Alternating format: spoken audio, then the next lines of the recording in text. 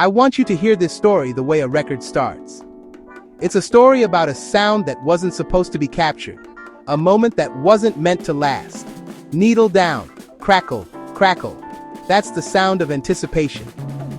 Before rap was on the radio, it lived at block parties in New York. It was a raw electric current running through the Bronx, Brooklyn, and Harlem. DJs were the architects, looping the funkiest parts of disco records, the breaks, turning a few seconds of magic into an endless dance floor. And MCs? They were the poets of the party, the masters of ceremony who hyped the crowd with rhymes and rhythm. This wasn't a business. There were no big labels, no chart hits, just turntables, cardboard, and a whole lot of swagger. Now, cut to Englewood, New Jersey, a world away from the Bronx block parties. Sylvia Robinson, a former R&B singer turned hustler, turned label founder, hears that new sound blasting from a boombox at her son's birthday party. Kids are rapping over a disco beat. Most people would hear noise, a passing fad. But Sylvia doesn't. She sees a record. She hears a hit. Sylvia decides right then and there, I'm going to bottle this energy. I'm going to put this feeling on vinyl.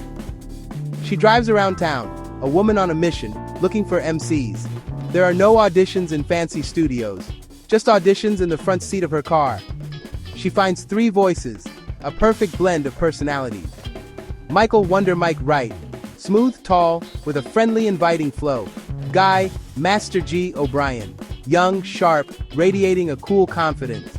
And Henry, Big Bank Hank Jackson, a bouncer at a local club who also worked at a pizza parlor, spinning rhymes he learned from managing another rapper. These weren't the most famous MCs in the Bronx. They weren't the pioneers like Kool Herc or Grandmaster Flash. They were hungry, they were available, and in this business that mattered. Sylvia has a label, Sugar Hill Records, named after the affluent black neighborhood in Harlem. But there's a huge problem. How do you put a whole party, an endless loop, a live DJ set on wax? The answer, you start with a groove people already know and feel in their bones. Chic's Good Times. That bass line is pure joy. It's the sound of the best night of your life. Now, this is 1979. Digital sampling wasn't a thing yet. You couldn't just lift the audio from the record. So the Sugar Hill House Band had to replay the groove live, note for note, until it locked in perfectly. A bassist thumps the line. Drums snap with precision. Guitar scratches out that infectious rhythm. The loop keeps rolling and rolling and rolling for minutes on end. It's long enough for 3 MCs to stretch out, to breathe, to tell their stories. They step to the mic. This is one-take energy, raw and unfiltered. There's no safety net, no do-overs. Wonder Mike slides in with that famous friendly warm-up. I said a hip, hop, the hippie to the hip-hop. It's catchy, it's funny, it's an invitation. It says, come on in, the party's just getting started. Master G tags in, clean, nimble, bragging with a youthful smile. Then Hank arrives with a heavyweight bounce, tossing out boastful lines he picked up from the legendary Grandmaster Caz, lines that would spark debates for decades to come. 14 minutes and 35 seconds, an eternity for a pop song. That's rapper's delight. It wasn't a radio single, it was an experience. A whole block party pressed onto a 12-inch vinyl.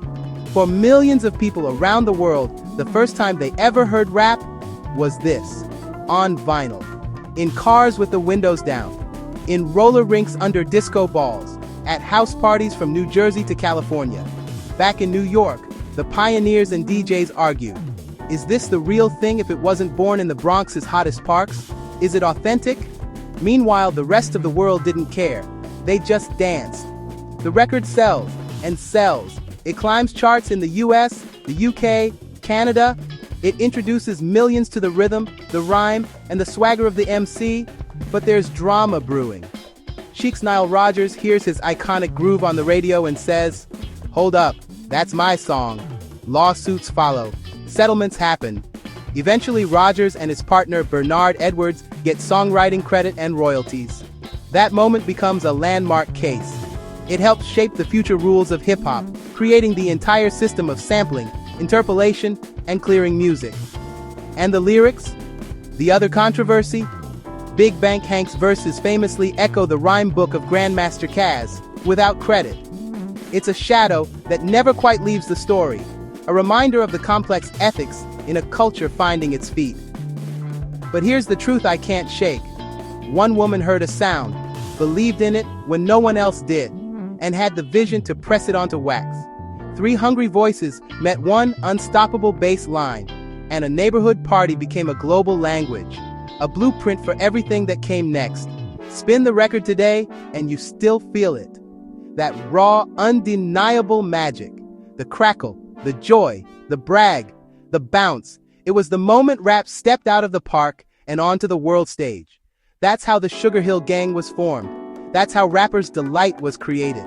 And that's why, even after all these years, the first needle drop still gives me chills. It's the sound of history being made.